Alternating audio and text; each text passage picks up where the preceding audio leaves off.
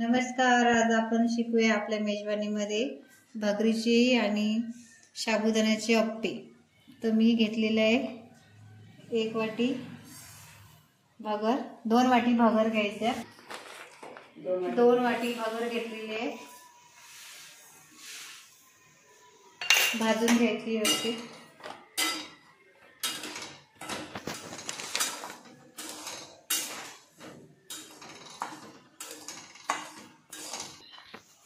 चांगली मस्त भाजून घ्यायची आहे भगर आपल्याला छान. आता मस्त अशी छान भगर भाजलेली आहे. हे काढून घेते मी एका भांड्यात. आता साबुदाणा पण त्याच प्रकारचा भाजून घ्यायचा, थोडासा लाल होईपर्यंत. 1 वाटी साबुदाणा कमी गॅसवर भाजलेला. साबुदाणा पण आपण मस्तपैकी भाजून घेतलेला आहे लाल. हे पण भाजलेल्या भगरेत आपण ऍड करून घ्यायचा. परत शेंगदाणे पण तसेच भाजून घ्यायचे 1 वाटी. चवीनुसार आपल्याला शेंगदाणे टाकल्यावर छान चवीला लागेल. आपले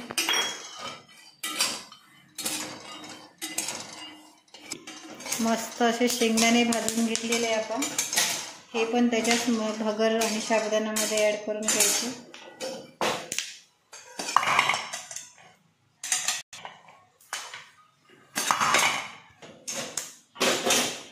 आता हे मिश्रण केलेलं आपण मिक्सरच्या भांड्यात टाकून घेऊ. आता आपण बारीक काढून घेऊ. त्याच्यातच हिरवी मिरची ऍड करून घेऊ, 2-2 तुकडे करून. छान धुवून घेतली हिरवी मिरची. हिरवी मिरची टाकल्या चवीनुसार.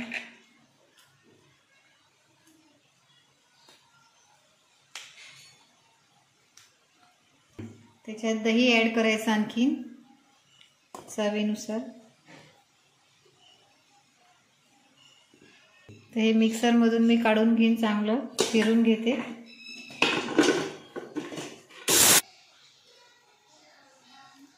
याच्यात थोडंसं पाणी ऍड करते, म्हणजे मिश्रण बारीक व्हायला सोपं जाईल आणि छान तयार होईल. बारीक छान असं बारीक झालेलं आहे.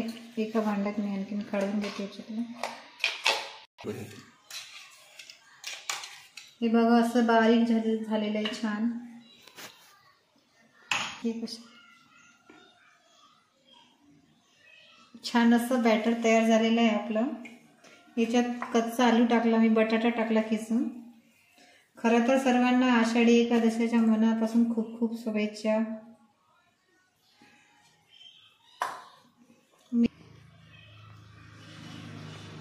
मिक्स करून घ्यायचं हे पण छान. चवीनुसार शेंदा मीठ, हे पण चवीनुसार मीठ टाकून छान मी फेटून घेतलं. चवीनुसार मीठ टाकलं मी, चांगलं त्याला फेटून घेतलं.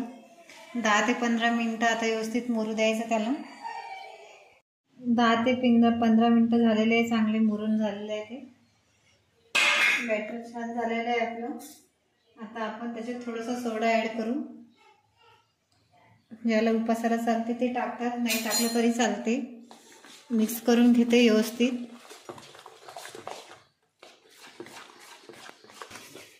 बॅटर किती छान स्पंजी झालेला आहे आपला, छान फुललेला आहे. आता मस्त अप्पे पात्र ठेवलेलं आहे मी. थोडंसं तेल टाकते त्याच्यात,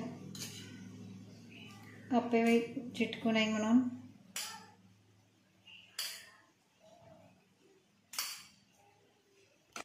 आता आपण बॅटर या अप्पे पात्रात टाकून घ्यायचं.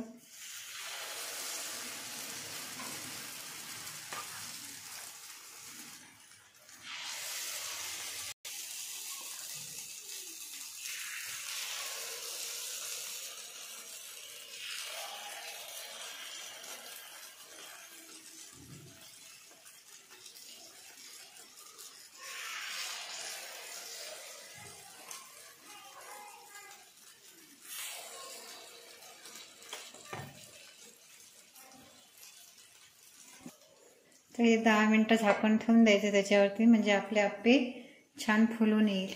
झाकण काढून घेते मी एकदा. आप्पे झालेले आहे, हिला पलटून घेते मी, म्हणजे दोन्ही साईड व्यवस्थित होऊन जाते. ते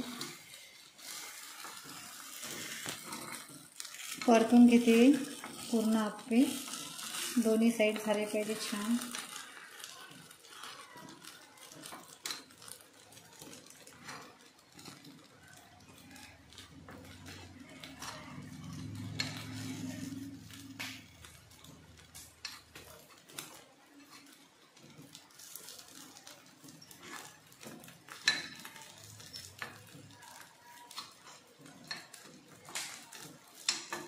परत झाकण ठेवते मी, आणखीन व्यवस्थित होईल ते दोन्ही पण.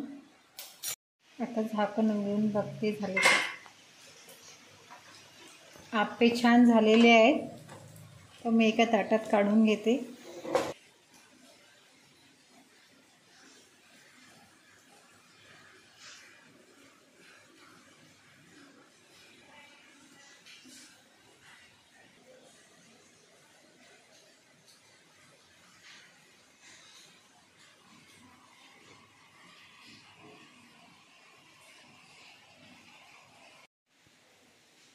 वाव, छान असे आप्पे झाले आपले तयार. आपल्या आवडीनुसार शेंगांची चटणी सोबत खाऊ शकतो किंवा दही सोबत. छान झालेले आहेत